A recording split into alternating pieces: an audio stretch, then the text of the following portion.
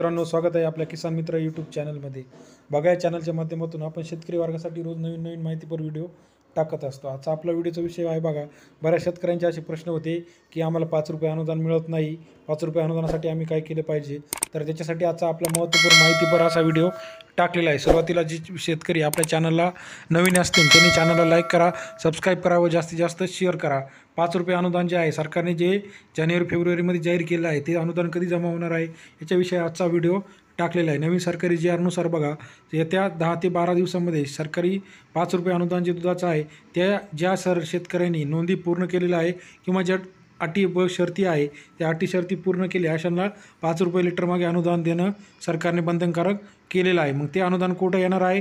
तर शेतकऱ्यांच्या खात्यावरती. मग त्याच्यासाठी काय काय प्रक्रिया आहे याच्याविषयी आपण आज माहिती बघणार आहोत. सुरुवातीला शेतकऱ्यांनी आपल्या गायीची नोंदणी करणे त्या पोर्टलवरती अपेक्षित आहे. मग त्या पोर्टलवर नोंदणी कोण करत आहे? या तुमच्या महत्त्वाच्या दूध सहकारी संस्था म्हणजे तालुक्याचे असेल किंवा जिल्ह्याचे असतील अशा 560 केंद्रांना सरकारने यासाठी नोंदणीसाठी परमिशन दिलेली आहे. मग आता काही शेतकऱ्यांचे अनुदान का जमा होत नाही? पहिल्यांदा गायीची बायोमेट्रिक नोंदणी केलेली नाही. बायोमेट्रिक नोंदणी म्हणजे काय? गायीच्या कानामध्ये जो टॅग असतो तो टॅग व्यवस्थितपणे नोंदवलेला नसेल तरीसुद्धा गायीची पैसे जे काय अनुदान आहेत ते येत नाही. दुसरा, शेतकऱ्याचे आधार आणि बँक यांची जी लिंकिंग आहे ती लिंकिंग जर झालेली नसेल तरीसुद्धा आपल्याला या कागदपत्रांची पूर्तता. आता हे कागदपत्रांची पूर्तता कुठं करायची आहे? जे तुमच्या डेअरीमार्फत जे काही तुमचे डेअरीचे अधिकारी असते यांच्याकडे ही कागदपत्रांची पूर्तता आपल्याला करणं गरजेचं आहे. मग काही शेतकऱ्यांना ₹5 अनुदान मिळालेलं आहे, काही न मिळालं. मग ते कधी येणार आहे?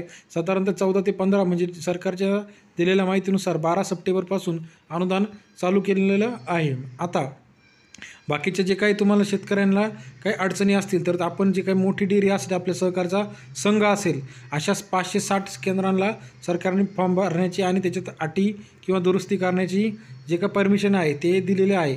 आता याच्यामध्ये काय काय अजून काही गोष्टी आहे जे तांत्रिक अडचणी अशा आहे बघा. काही शेतकऱ्यांनी जे 10-10 दिवसाचा फॉलोअप आहे तो 10-10 दिवसाचा फॉलोअप किंवा बिलं जमा केलेलं नाही किंवा इतर जे काही 3-5, 8-5ची फॅट नाही, या सर्व अडचणी पूर्ण करून नवीन फॉर्म जे काय आहे तो व्यवस्थित भरून द्यायचा आहे, तेव्हा आपल्याला हे पैसे भेटणार आहे. जर तुम्हाला अधिक माहिती असेल, आपल्या सरकारची जवळची जी काही सरकारी पशुवैद्यकीय अधिकारी असेल त्यांना विचारा किंवा दूध विकास सरकार जे काही वेबसाईट आहे त्या वेबसाईटवरती तुम्ही चेक करू शकता की कशा पद्धतीने आपला फॉर्म हा अपलोड झालेला आहे नाही किंवा जी काही लिंकिंगची प्रक्रिया आहे ती लिंकिंगची प्रक्रिया झालेली आहे की नाही. व्हिडिओ माहितीवर वाटल्यास व्हिडिओ लाईक करा, सबस्क्राईब करा व शेअर करा.